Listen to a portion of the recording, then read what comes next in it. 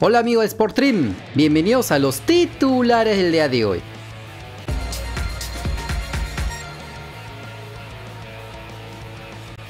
Luego del empate a 2 del Cruz Azul frente al Juárez el viernes pasado por la jornada 12 de la Liga MX, donde no fue convocado Luis Abraham, supuestamente por una lesión en su tobillo, se pudo conocer en las últimas horas que el defensa nacional volvió a ser descartado para el duelo de la máquina cementera este martes en su visita al Monterrey. Así lo informó el periodista deportivo mexicano de TUDN, Adrián Esparza, en sus redes sociales. Lo curioso es que todos los que no pudieron estar el partido pasado, como Alejandro Mayorga, Rafael Vaca e Iván Morales, están habilitados y viajarán con el equipo, pero el peruano no. ¿Seguirá lesionado o es que es uno de los apestados del equipo dirigido por el nuevo técnico Raúl Gutiérrez, ya que no había acción desde el 7-0 que le metió el América, y desde allí la prensa, la hinchada y hasta la propia dirigencia del club le han puesto la cruz al central zurdo? Por lo que todo apunta a que estamos viendo los últimos días de Luis Abraham en México, y al término de la campaña volverá al Granada de la segunda división de España. Y las malas noticias para el Melgar de Arequipa fuera de las canchas llegaron el día de hoy. El equipo Characato recibió una sanción económica por parte de la Comisión Disciplinaria de la Conmebol tras el encuentro jugado frente al Independiente del Valle en el duelo de ida de las semifinales de la Copa Sudamericana 2022. Según sostiene la resolución, algunas de las multas involucran al técnico argentino Pablo Lavallén, así como el plantel profesional, por cometer diversas infracciones al manual de clubes de Conmebol. Entre estas faltas se encuentran el retrasar la reanudación del partido, ya que todos los jugadores deben estar en el campo de juego, por lo que fueron multados con $50.000 al ETA argentino y $20.000 al Melgar. Sin embargo, esto no queda allí, ya que también fueron sancionados por los hinchas rojinegros que encendieron bengalas y fuegos artificiales, por lo que la multa asciende $13.000 más. Por lo pronto, el Melgar de Arequipa deberá recibir al Independiente del Valle el próximo miércoles 7 de septiembre, donde para mantenerse con vida en la Sudamericana necesita ganar por 3 goles, cosa que no ocurre desde el 3-0 que le metió al AET de Tarma el 5 de mayo por el torneo Apertura, por lo que la cosa se complica enormemente. Aunque como dato adicional, el último equipo peruano que pudo remontar un 3-0 a uno ecuatoriano fue el Sporting Cristal de 1993 frente al Nacional de Ecuador por la Copa Libertadores, cuando cayó 3-0 en Quito y en la vuelta le ganó por 4-0 en Lima. Así que nos aferramos a ese cachito de fe, porque al final la esperanza es lo último que se pierde. A través de un comunicado, el club Unión Huaral señaló que han solicitado al área de integridad de la Federación Peruana de Fútbol que se abra una investigación por supuestos manejos de resultados en algunos partidos de la Liga 2. El equipo pelícano argumenta que estos supuestos manejos de resultados de ciertos partidos tienen que ver directamente con las apuestas deportivas, así como también el recibir incentivos económicos tanto para ganar como para perder un partido, lo cual va en contra del reglamento de la normativa FIFA. En el comunicado afirman que de comprobarse los hechos, la institución naranjera realizará la denuncia correspondiente y se solicitará llegar hasta las últimas consecuencias.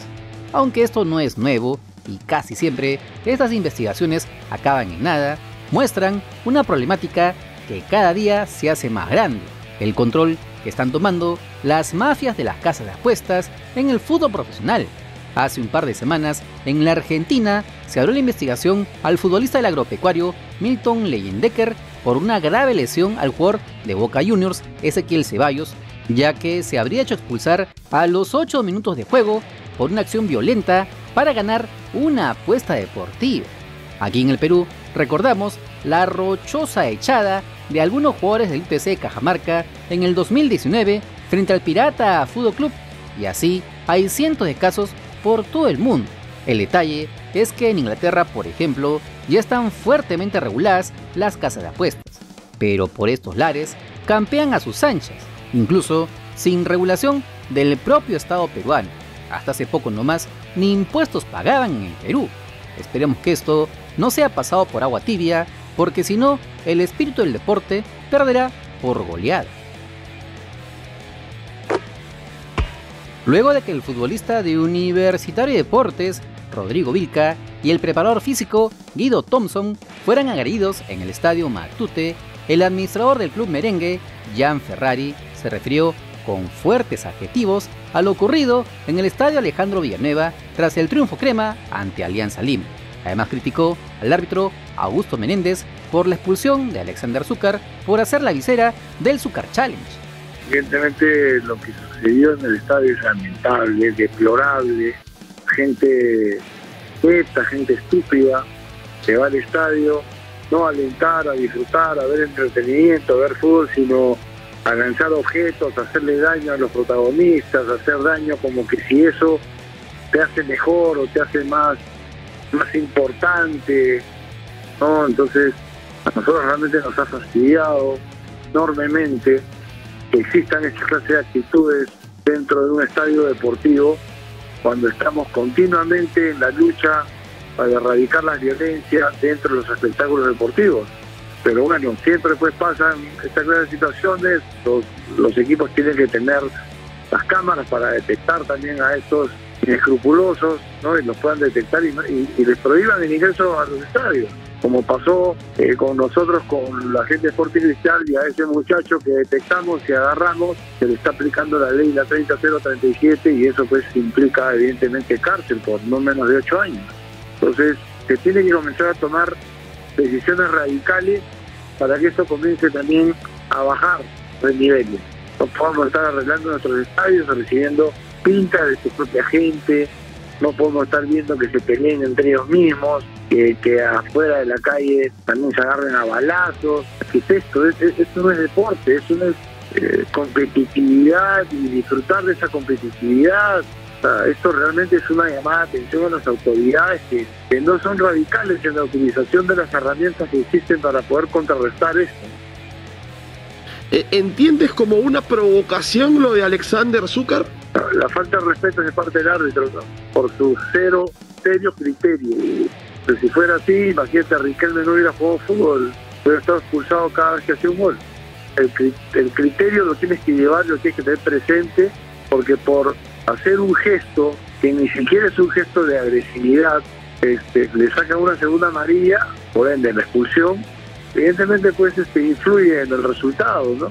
Cuando Alianza fue a Matute y también bailaron, hicieron toda su jarana, cuando nos ganaron, no pasó nada, nadie dijo nada, y nosotros, como somos los de la 1, aguantamos el golpe, porque sabíamos que iba a haber revancha. Y hoy en la revancha nosotros sin embargo no nos jactamos, ni nos burlamos, ni hacemos nada por el estilo como para bajonear al equipo rival. Este es fútbol, hoy puedes ganar, mañana puedes perder, el tema es el respeto. Pero sin embargo pues los árbitros deberían ser justamente uno de las herramientas que haga que ese respeto prevalezca. La cachetada que le mete Pablo Hurtado a Zúcar es expulsión. La patada que le mete Peruzzi a Polo es suspensión, pero por lo menos 20 fechas. Bueno, acá hay una falta evidentemente de capacitación a los árbitros, porque realmente pues repercuten en los resultados, ¿no? Pero, ¿tú qué crees? ¿Estuvo bien expulsado el delantero de Universitario por el gesto con la mano o fue demasiado? Los comentarios son todos tuyos. No te olvides que si quieres estar enterado de las últimas novedades de nuestro balompié, solo suscríbete al canal porque somos el canal del fútbol peruano. Si te gustó el video, dale like, comparte, suscríbete con la campanita. Nos vemos en el siguiente video. ¡Chao!